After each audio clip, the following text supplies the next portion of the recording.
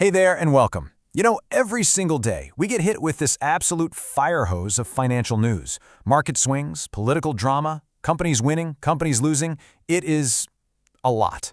So what we're going to do today is cut through all that static to find the real story, the one that connects today's headlines to the timeless principles of success. Does it ever feel like you're just drowning in data but absolutely starving for wisdom? Yeah, that's exactly what we're diving into. We're going to sort through all that chaos and find those clear, powerful signals that can actually help guide our decisions. All right, first up, let's just feel the whiplash of a typical day. We're going to fly through a few headlines that hit the markets all at once, just to get a sense of the daily noise we're all trying to navigate. So first up, you get a dose of political chaos from overseas. Thailand's highest court kicks out the prime minister. Now, foreign investor, what does that mean?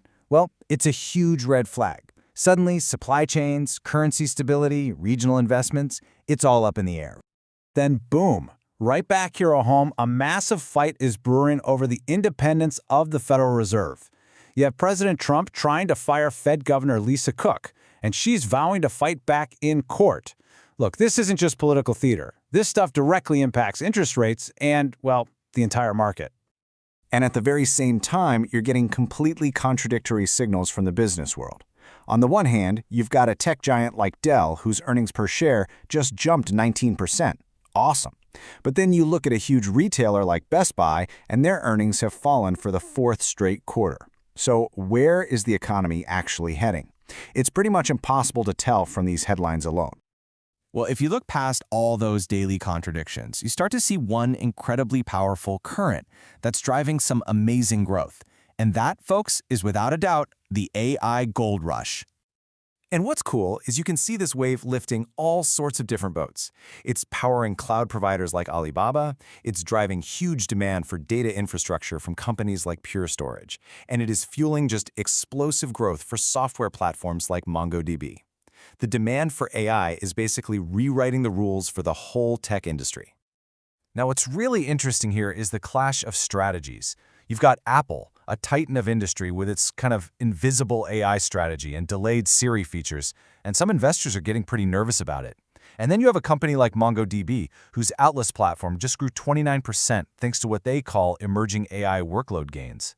It just goes to show you, in a race like this one, real results speak way louder than big brand names. So, okay, you've got all this frantic energy around AI, this constant churn in the markets. And that leads us to the real question, right? Forget the daily hype for a second.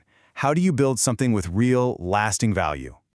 To answer that, we actually need to look back in time. We're going to find our guide in a man who navigated one of the most chaotic periods in financial history, Thomas Watson Sr., the guy who built IBM. And this quote right here, this is the key to his entire philosophy. Watson believed in betting on his own vision, even when it looked risky or when everyone else was running in the other direction. And his actions totally prove it. He takes over this jumble of businesses in 1924 and makes this huge, unconventional bet on tabulating machines. Think of them as early calculators. The company's stock just soars during the roaring 20s. But then, the crash of '29 hits. So what does Watson do? He doubles down. He invests heavily in R&D right through the Great Depression. And wow, did that gamble pay off? By 1935, IBM's machines were essential for the government's New Deal programs. And let's be clear, we're not talking about some small win here.